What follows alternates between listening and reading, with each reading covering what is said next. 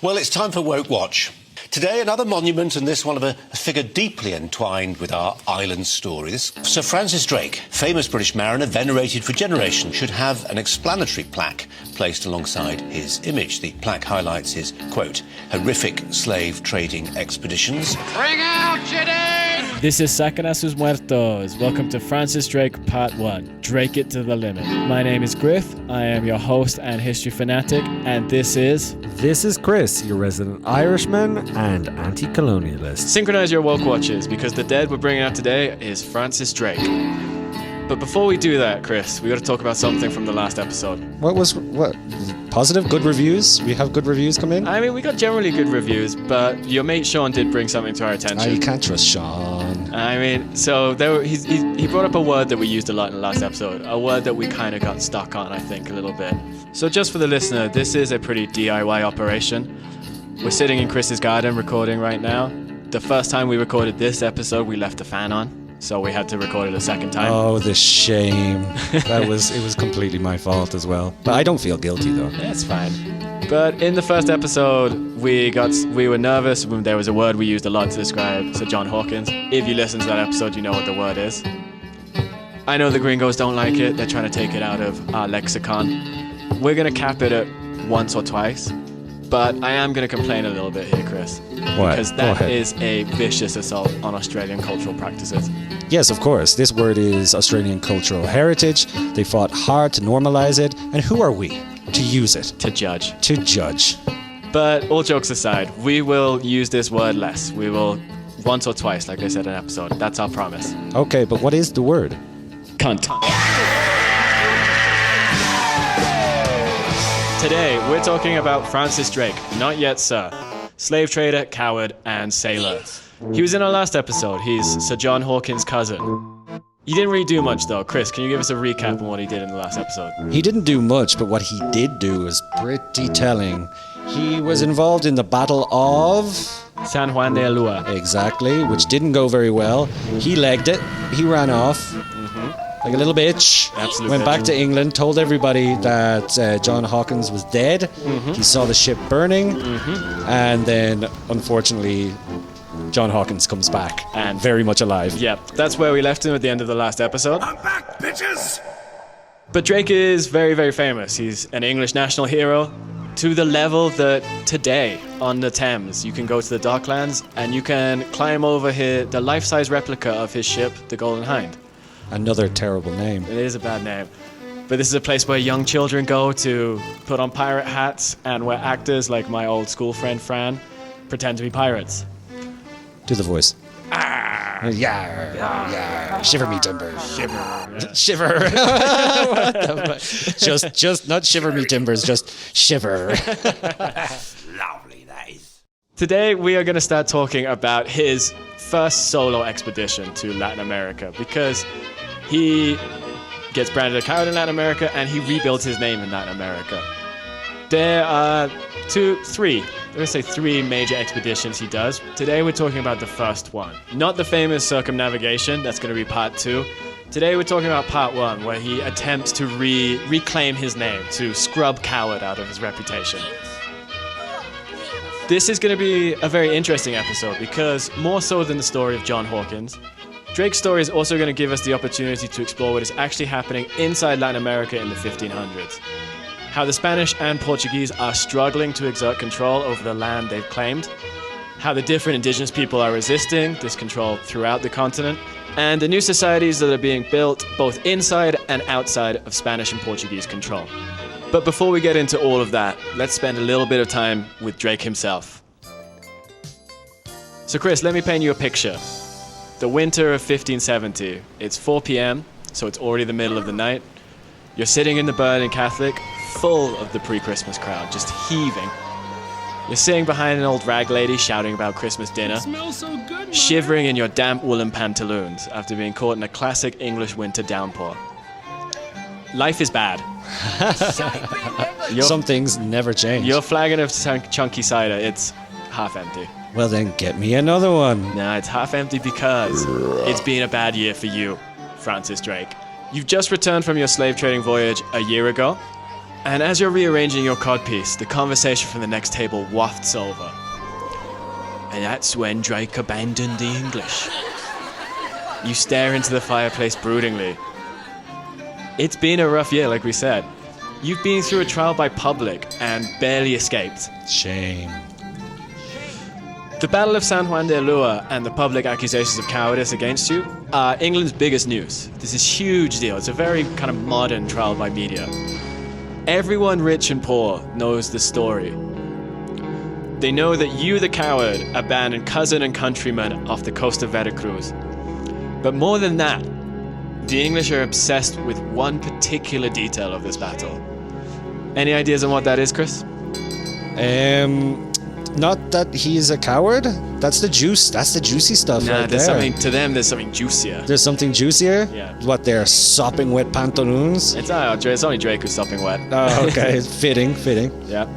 They are obsessed with the fact that 2 days before the surprise attack, the Spanish had agreed to a truce with John Hawkins and his slave ships. I know. Shocking. Treachery. This is Catholic treachery. Oh, it's the worst form of treachery. Papery. Best. I love that word. And as you sit in the burning Catholic, people are still going over this. You sweep dramatically out of your chair and stare theatrically into the fire, a ball of Daily Mail-sized rage. But staring into the dancing flames, an idea forms, and a smile spreads across your pudgy English face. You, Francis Drake, are going to attack Panama. So why Panama? Why Panama, Chris? Because it's so thin. I'm going to tell you why Panama, but before that we have a couple more scenes to set. Let's jump ahead a little bit. Plymouth, 1572. It's 24th of May. There's a light summer breeze ruffling Francis Drake's collar. The seagulls are singing and stealing sweet potato fries from the people on the beach because they have sweet potatoes now. Remember that, Chris? I do remember that, but I'm still waiting for when the potato arrives. Wake me up when the potato is here. Yeah, I mean that's your Irish blood. Oh, is that racist? Were you racist there? You're a racist now, father. Drake steps out into harbour and observes his two ships, the Swan and the Pasha. What? These are way better names These than ones last are week. good, no problem with these names. No problem at all. Do you remember how many ships John Hawkins had on his last slave voyage? I should remember. You asked me like so many times. 5 or 6. You, Yeah, he had 6 in total at the end. Hey, that's a win. Drake has 2, so why 2? Because he's a pauper after spending all his money on chunky cider and the Burning Catholic. Well, poor or not, it's because he has a different plan. We're going to get into that plan in a little bit. He takes one final look at the other type of boat he has, which is called pinnace. Pinnace, I think it's called. Are you happy with that pronunciation? I think pinnace. Okay, let's go with pinnace. Pinnace. Which basically is like a lifeboat. If you imagine a lifeboat, that's what it is. These will be essential to his plan when he arrives in Latin America. But he's going on 2 ships. Pinnace is checked, ships ready. He breaks out of Plymouth Harbor and sets sail for Panama and for glory. Yeah. While we're crossing the high seas, waves massaging the pinnaces on 2 small ships, we're going to get into a bit of a background history on Latin America, what's been happening since the Europeans, specifically the Spanish and Portuguese, have arrived, and we're going to find out why Panama. And why Panama? Because it's so thin.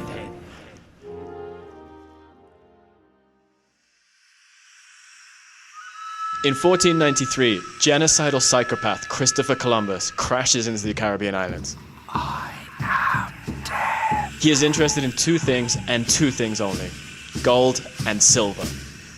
He encounters the indigenous people of the islands, who broadly fit into 2 ethnic groups, the Taino and the Caribs. In 1494, the Pope ratifies the Treaty of Tordesillas between the Spanish and the Portuguese. He gives authority over Brazil to the Portuguese, and Central America and anything to the west of Brazil to the Spanish. This is land he has no right to give, but he gives it anyway, on one condition: that both the Spanish and Portuguese Christianize the indigenous people. Already at this point, a year after Columbus's permanent arrival, the Taino and Carib people have been almost completely wiped out through a combination of disease, war, and slave labor. An outcome that all the Europeans are going to inflict on every single group of indigenous people they encounter. In 1519, Hernán Cortés expands into Mexico. The European version of this story is that just a few hundred conquistadors, with a combination of cunning and technology, brought down the mighty Aztecs, one of the largest indigenous empires to exist in the Americas. This is incorrect. Cortés allies with numerous indigenous groups who have generations-long hatreds of the Aztecs. And when in 1521 he marches into Tenochtitlan, the Aztec capital, and one of the world's largest cities, he is leading an army of 1,500 Spanish and 200,000 indigenous warriors. In 1530, Martim Alfonso de Souza establishes Portugal's first permanent settlement on the Brazilian coast. And by 1549, the Jesuits have arrived to eliminate indigenous religions and cultural practices. In 1532, Francisco Pizarro lands in Peru, less than a month after the Incan Empire has concluded a 3-year civil war. They kidnap the Sapa Inca, or emperor, during peace talks and are able to rampage through the destabilized empire in the wake of a smallpox epidemic they have brought with them. There are many more conquests and many more conquistadors. However, having toppled the 2 largest empires on the continent, the Spanish are able to utilize the indigenous infrastructure to spread rapidly through the north and south of Latin America. All while the indigenous populations are dying at a frankly unimaginable rate through a combination of disease, political and social collapse, war, and slavery. The Spanish will split the devastated lands they have taken into 2 viceroyalties, New Spain in the north and Peru in the south. A viceroyalty, for our listeners, is essentially a sub-kingdom run by a chosen aristocrat with the powers of a king on the authority of the king, in this case Spain. With their colonies established, the Spanish immediately set to extracting as much gold and silver out of the continent as possible. The main mining regions at this time will be Potosí in Bolivia, in the south, and Zacatecas in Mexico, in the north. Every year, to get this gold and silver back to Spain, they collect the entire year's plunder on the west coast of Panama, in a town called Nombre de Dios, and put it on ships headed to Spain. All right, Griff, now it's time for me to quiz you, to give you some facts. All right. Okay, the words canoe, hammock, barbecue, tobacco, and hurricane. Where do they come from? Where do they originate from? Those are all pretty coastal sounding things, so I assume the Taino. It's the Taino. Yeah. You got it right. Oh no, I Yeah. should have made it more difficult for you.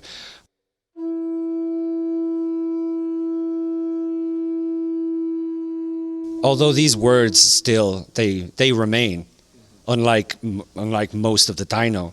Yep. In fact, like I have a quote here, direct from the crusty, horrible lips of Christopher Columbus.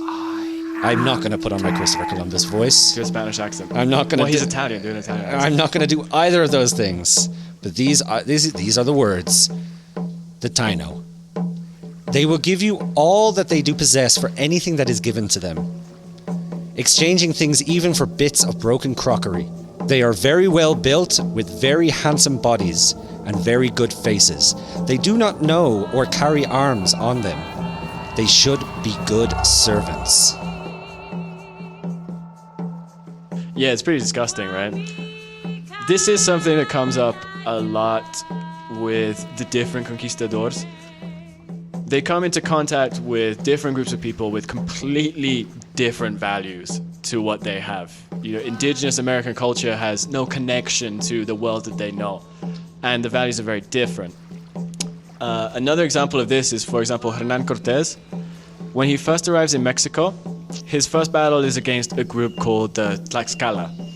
The Tlaxcala are going to end up allied with Hernán Cortés. But something they have is in Mesoamerica, in this region, sort of Mexico, Central America, war is very, very different. It's highly ritualized. And often this war is mostly about getting captives. So the war is it's almost not a battle. There's a ritualized form of warfare. They have a form of warfare that is similar to the Europeans, which they call a Star War.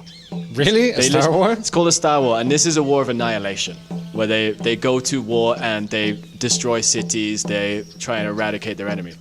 But most commonly, the way they fight battles, it's a ritual to almost exchange captives. capture gods as well, right? That's something that they used to do. Well, so it's to exchange captives mostly for sacrifice. Okay. But this is something they do in a ritualistic manner. They have rules. One of their rules is that they cannot fight at night. They will not fight a battle at nighttime.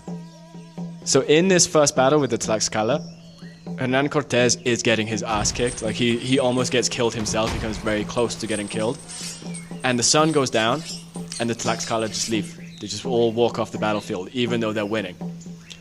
So again, this is something that, for the Tlaxcala, this is part of their cultural understanding of how war works. Hernan Cortez sees this as cowardice. He thinks they're cowards because he doesn't understand the cultural values that they are displaying or what they value culturally. So this is like the same sort of situation as the Taino, right? Mm-hmm. These are just two worlds that have never communicated with each other, just slamming together. Mm-hmm. And these different values and different like honor systems and battle systems are at complete odds with each other. Yeah. The Taino, for example, are a decentralized indigenous people. They live in tribal groups. They have chiefs. Generally, they're not very hierarchical. And they are very egalitarian. You said one of the words that comes from them is hurricane. If you live in a world where there are constant hurricanes, for a community to exist, it has to be helped by other communities. And so just as a kind of necessity of their geography, they have a very egalitarian system. Christopher Columbus, who's like a proto-capitalist, doesn't understand this idea. He doesn't understand why they would be kind to him. Well, he definitely knows how to take advantage of these people, of this situation. This is obviously something that we're going to see in further episodes, something that Europeans, and specifically the British, who we're going to talk about, they're going to take advantage of these situations to terrible effect.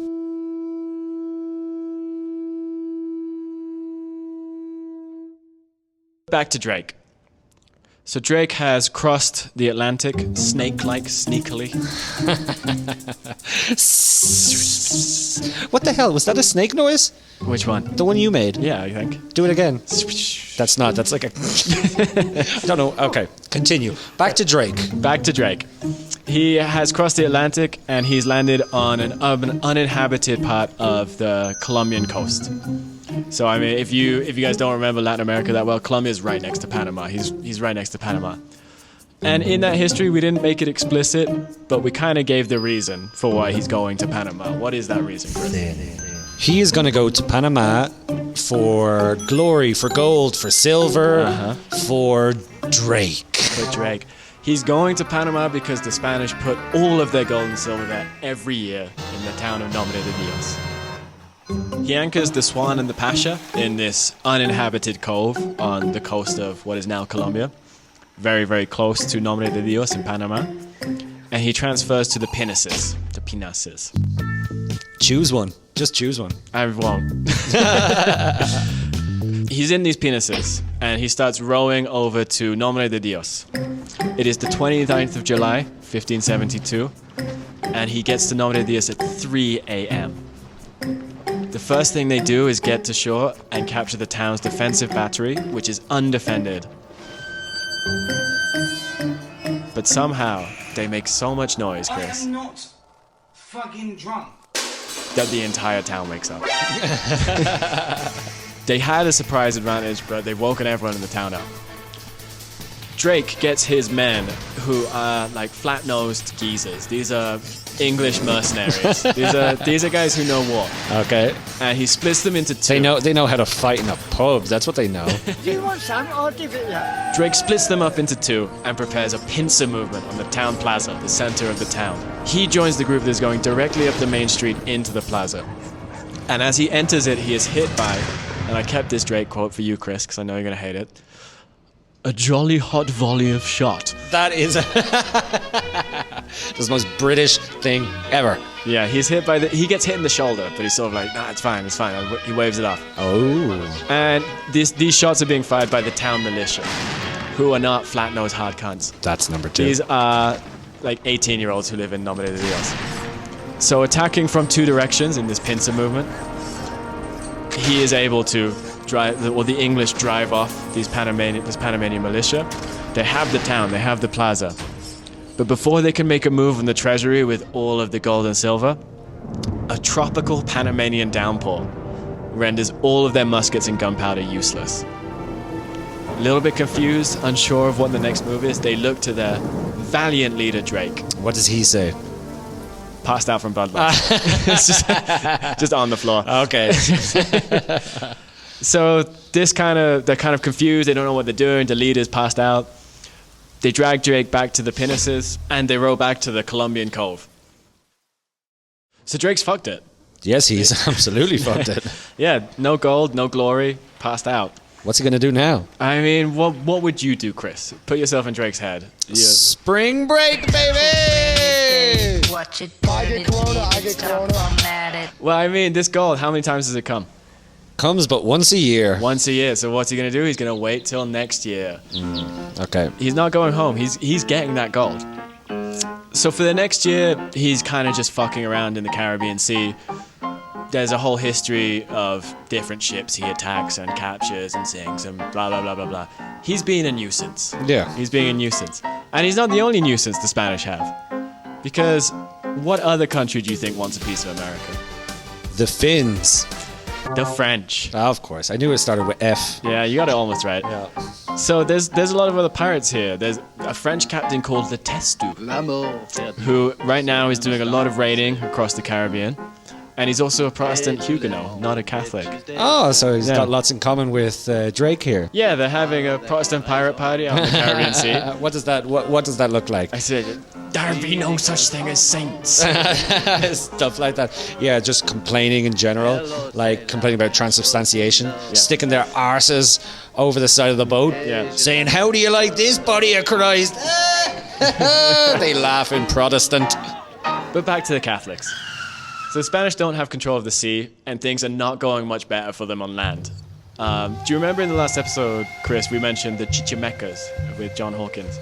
I do remember the Chichimecas. They were those badasses who mopped up what was left of John Hawke's crew. His abandoned crew. Yeah, his abandoned crew. He left them in Mexico. He left them on the coast of Mexico. Yeah, and they were hunted They were mercilessly. hunted by the down with the Chichimec. Chichimecas. Yeah. And there's a reason that Chichimecas immediately started hunting this group of white Europeans who entered their territory, which is that they're in the middle of the Chichimeca War, which is a 40-year conflict lasting from 1550 to 1590. To give you an example of how long these indigenous wars will and can last, the Yaqui Wars, which will take place between the Yaqui people, the Spanish and later Mexicans in northern Mexico, will last from 1533 to 1929. For any 90s hip-hop fans out there, Chris, do you know where Tupac got his name? I have what? We're talking about Tupac. I have no idea where Tupac got his name from. Please illuminate me. He takes his name from Tupac Amaru, direct descendant of the Sapa Inca emperors, who leads a 40-year war of independence in Peru during the 18th century in the 1700s. This is like the final question in a pub quiz. Yeah. And I now know it. Yeah. But I mean, these are just 3 examples of hundreds of conflicts which will take place across the continent of South and Central America. The flame of indigenous resistance throughout the Americas never goes out, and it continues to burn brightly to this day. Feeding into these resistant movements is another group of people who, both through participation in indigenous wars of resistance and by leading their own campaigns, are what the Portuguese called quilombos, the Spanish call cimarrones, and the English will later call maroons. Is this where the word comes from? Maroon? Maroon comes from the Spanish cimarron. Oh my god. This is like the ultimate tiebreaker question in the pub quiz. Yeah, I know. Yeah. Oh my god, I'm unstoppable now. But who are they? Who are the cimarrones? That's why you're here. You do the research, not me. They are escaped slaves. They're the most famous of these communities, these types of escaped slave communities, are the ones that were in Haiti and will found their own nation, liberate themselves at the end of the 18th century. But these communities exist anywhere that Africans have been enslaved, and in almost all cases, these are active insurgents. So while Drake and Letestu are drunk driving around the Caribbean Sea, Drake is going to come into contact with one specific group of cimarrones, the Panamanian cimarrones. And Chris, these are our first good guys, so we're going to put a good guy klaxon up here. All right, I'll see what I can find. That's a hell of a weird sound. I never made that before. So these Cimarrones, the Panamanians, they have themselves been running a high-intensity guerrilla campaign against the Spanish since at least 1525. Probably, almost definitely longer. We are now in 1572. So these Cimarrones in Panama, they have a king. They're spread across multiple fortified villages in the mountains of Panama. They're extremely well organized. They're so well organized that in the coming decades, the English, who will become their allies, are certain they're going to take Panama from the Spanish. But that's jumping ahead a little bit. Of their guerrilla actions, my favorite is their theft of Spanish gold and silver. The Panamanian Cimarrones ascribe no value to gold and silver, but they know the Spanish have this vampiric obsession with it, so they repeatedly steal it. What do you think they do once they steal this gold and silver they have no value for? Well, they probably burn it. Well, can you burn gold and silver? They get rid of it. They chuck it. They chuck it off a cliff just to piss off the Spanish. They drag it into the jungle and they throw it into a river. As good. It's a flex, right? It's a total flex. And this might also be, I didn't look this up because I don't care about this guy enough to do it, but it might be that really annoying director of those Batman movies. I think this might be where he got Alfred's weird colonial story from in The Dark Knight. Do you remember that story? I do remember that. That's like one of the famous parts of that movie, right? Yeah, it's like... He's talking about being in Burma or something. Yeah, it's like Batman is all upset because he's like, Heath Ledger's a way better actor than I am. He's so sexy as the Joker. And then Alfred, just completely unprompted, brings up the fact that he was a former British colonial enforcer in Burma. A long time ago, I was in Burma. And tells a version of this story. And then he ends it with that line where he's like, some men just want to watch the world burn, Mr. Bruce. I do remember that. Alfred is, he's supposed to be the good guy. Yeah. Or, well, not like the moral compass. Yeah. Here's our moral compass, just regaling his stories of colonial, subjugation. Yeah. He's just a foot soldier, but Yeah. still, Yeah. he's using these stories as just like a narrative to sound wise. Yeah, and also telling a version of this Cimarron story which is a complete misreading of the story. Yeah, completely, It's like, completely. they are just like these crazy savages, which tells you everything you need to know about the politics of that movie. He never stops going on about the politics of The Dark Knight. I've told you this like one time when I was drunk. No, one time when you were drunk, every single time he gets a couple of cans into him, you can't stop him. You get voice messages from him like fucking 12 at night. Here's the other thing about the fucking Dark Knight, that fucking piece of shit movie. It's just liberal propaganda for the patriarch. But back to Drake. On the beaches of the Panamanian jungle, he meets the Cimarrones. And the important thing here is he has something they need. Iron. There's none of it in the Panamanian mountains. And they need this to make weapons. They've been running this war against the Spanish. They need iron weapons to fight the Spanish. Drake has it. And he doesn't value iron that highly. He values the gold and silver. And his own image, of course. And his glory. His reflection. Yeah. The French pirate Le Testu. Yeah. I mean, he doesn't value him. We'll find out about that. No! I thought they had a bromance going on. Yeah, but until Drake's glory Don't gets spoil it. Don't spoil it. All right. But so they make this deal. The Cimarrones will help Drake cross the Panamanian jungle. They will set up an ambush, and in return, Drake will give them this resource that they desperately need. On the 14th of February, 1573, Valentine's Day, the Cimarrones lead Drake and his English crew through the Panamanian jungle to intercept the mule train carrying Spanish gold and silver. They attacked Nombre de Dios the first time, they fucked it up. This time they're going to attack the gold and silver before it gets to the town. As they cross this jungle, there's an interesting little textbook factoid here, Chris. Oh, really? There is. Pub quiz time. It is a little bit of pub quiz time. One of Drake's crew, a guy called John Oldman, becomes the first Englishman to see the Pacific and the Atlantic Ocean at the same time from the top of a tree on a Panamanian mountain. I'm going to write that down now. Yep. Pub quiz, that's the final question. That's the final question after the last final questions. Right? This needs to stop now. but I did manage to find a description of this event. Oh, paint me a picture. So let me paint you a picture. You're walking through the Panamanian jungle. You're behind Drake. Drake's at the front, obviously.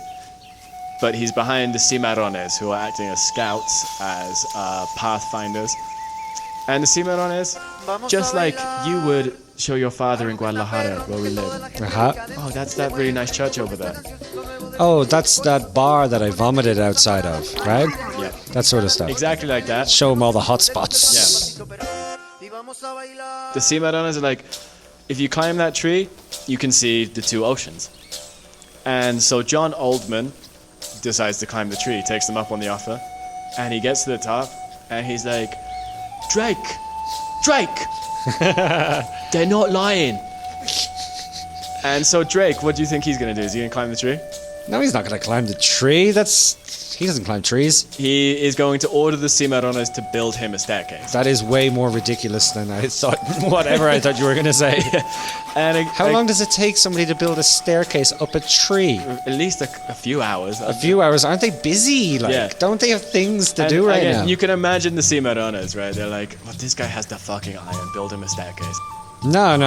They'd be more like, this is exactly why I hate Europeans. That's what they would say. Yeah, both things together, right?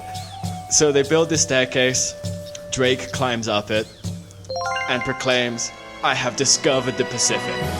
Because he's a fucking European, right? On the 14th of February, 1573, Valentine's Day, the Cimarrones and Drake and his English crew are hiding in the tree line, waiting for the Spanish to come around the corner. What does it sound like to you, Chris? Good plan? I mean, I guess so. Like a plan that a squirrel might make. I don't know. Like, let's climb that tree and see what happens. It's a plan. Okay. Plan fails, though, because some drunk English asshole falls out of the tree line just as the Spanish are coming around the corner. I am not fucking drunk. Really? Yeah. The more things change, Oh the my more they stay the God. same. Was the wabbit. So, fucked it again. Totally fucked it. He's on 2 strikes now. The Spanish, the train is not at Nombre de Dios, they retreated. So they have another chance. Enter Le Testu. So Drake, he's kind of like licking his wounds. He doesn't know what he's gonna do. He keeps fucking up. It just can't get this to work. And so Le Testu is like, well, yo, I'm a Protestant. How about I get involved in this? Remember that party we had on the Yeah, boat? remember the party? And Drake's like, do you believe in transubstantiation? But so Le Testu gets involved in this because the other thing we haven't been mentioning is what happens to pasty white Europeans when they've spent a year in the jungle, Chris?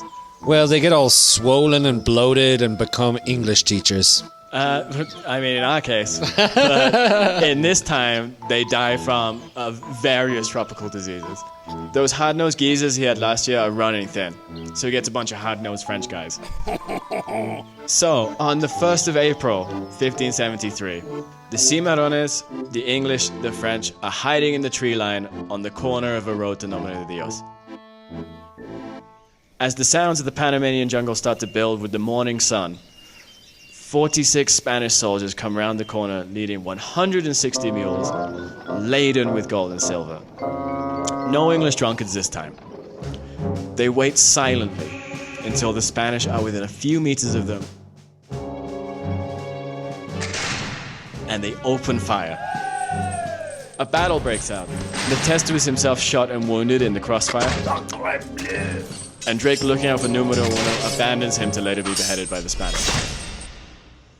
They capture around 20 tons of gold and silver, an insane amount. And they now have 18 miles of Panamanian jungle to drag it back through. Who do you think's doing the heavy lifting on that, Chris? I'd say that would be John Oldman. It's the Cimarrones, right? Of course, it was always going to be them. And again, Drake has this thing they need, so they just have to put up with this bullshit constantly. He has the iron. They have so much gold, Chris, that they actually abandon half of it. They just bury half of it. Which is where possibly the idea of buried pirate treasure comes from. Okay, now this whole podcast is just degraded into a pub quiz. But this is the thing. Like, No. This isn't just the thing, right? There was a question before. There was the first question. I was like, that's an interesting factoid. And then there was another, and then there was another. These are great facts. These are great pieces of information. But I'm beginning to worry that there's going to be a test at the end of this. There's no test at the end, but just this is something that happens when you read about the weirdest thing I found about reading about Drake. It's just he invents like just random stuff, which is like, okay, I guess someone had to do that the first time. It just keeps being like that with Drake. It's like, oh, he was the first guy to do this unimportant thing. I'm afraid to ask you what else he invented, and please just don't tell me. I have enough information in my head. Well, I got space for one more piece of information. We got 2 more Drake episodes, but little bit of a question here. Le Testu. Okay, What did I final say? question. What happened to Le Testu? He died. Well, this is the thing. So with all of these histories, like we're saying with John Oldman, they always bring up, oh, Le Testu was mortally wounded. I'm doing air quotes here. Mortally wounded. Again, I managed to find a description of this event. And what happens is Le Testu is shot and wounded, and then Drake just abandons him. And the Spanish put him on trial and behead him, which is not mortally wounded. It's not. Well, no, the beheading is mortally wounded. But what about the Protestant party they had on the ship? Yeah, I mean, What about their spring break in the Caribbean? I don't know. I guess like Drake blew him a kiss and said bye bye. It never meant anything to Drake. Nothing means anything to Drake except the gold. And so he is on the Panamanian beach now. 10 tons of gold. He left 10 tons behind. 10 tons of gold. He's looking for his pinnaces. They're not there. There's no pinnaces. So Drake this time shows a little bit of leadership beyond passing out from blood loss. He tells his crew, we're going to build a raft, and I'm going to take me and 2 guys, we're going to build a raft, sail down the Panamanian coast until we find the English ships that are supposed to be here. Crashing his makeshift raft onto the beach, Drake meets up with the leftover English crew. And Chris, how do you think he's looking right now? I think he's looking like a sorry son of a bitch. Yeah. Eyes full of tears, reminiscing falsely about Le Testu. Holding on to the Testu's kiss. Kiss But- his cravat. Yeah. But I mean, he looks fucked up, right? His pantaloons shredded. Shredded. Much the same as it was in the Burning Catholic, no? And the English, they see him in this sorry state, and they're like, Drake fucked it up again. And so Drake, classic bit of English humor. He looks downhearted. He looks embarrassed. He's scuffing his shoes against the sand, shaking his head, wiping away those crocodile tears that he has for Le Testu. And then just at the final moment, he breaks out into laughter. He pings a golden Spanish doubloon off the nose of the closest geezer and tells him, Huzzah! We've made it! Huzzah! Yeah. What a terrible ending. It's an English ending. That's lovely, that is. On the 9th of August, 1573, he gets back to Plymouth. His share of the gold and silver after it's been split between the crew is £20,000. Which, Chris, what's your modern inflation on £20,000? Oh, let me do a quick calculation here. I'm just actually making the sound and like wiggling my fingers in the air. I have no fucking clue, Griff. £7 million for Drake. That's pretty good. Pretty solid for a year's work. That's like a fucking month's rent in Dublin. 1 year's work. And I mean, he's made it. He has made it. Drake is no longer the coward. He's no longer a slave trader. He's no longer a coward. Drake is scourge of the Spanish, attacker of Panama. And that's where today's story ends. So we're gonna wrap up here, Chris. What are you thinking, Big Daddy D? What are you thinking about him? Big Daddy D? Big Daddy Drake? Yeah. You made me think. You in my phone, you're in as Big Daddy G. What am I in as your phone? I don't have your number saved. What? We've already used the word twice. We've already used the forbidden word twice. This is the perfect time for the forbidden word. That was my plan all along. Okay. So this is the end of Drake Part 1. He's rich, he's famous, he's a sexy pirate. And we're going to join him in Part 2 for his circumnavigation of the globe. If you enjoyed this story, if you enjoyed the story of Sir John Hawkins. It was Drake. His name is Drake. I said his name like 3 times incorrectly, but it's fine. It's the end of the episode. We don't care about that anymore. I'm not doing any more edits. Yeah, we don't care anymore. Everything you say from here on out stays in. Yeah.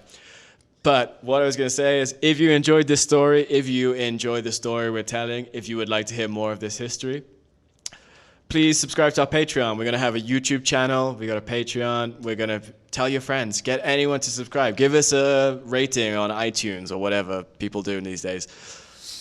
I know I'm bad at computers, Chris. Yeah, I can tell. I can tell. Yes, be my top friend on MySpace, says Griff. Yeah.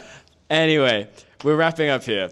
Patreon, YouTube, ratings, all that stuff. Join us next week or Die. yeah. That's Saquen a sus muertos. Drake, Cimarrones, Le Testu. These are the dead we've brought out today. Bring out your dead! Some men just want to watch the world burn.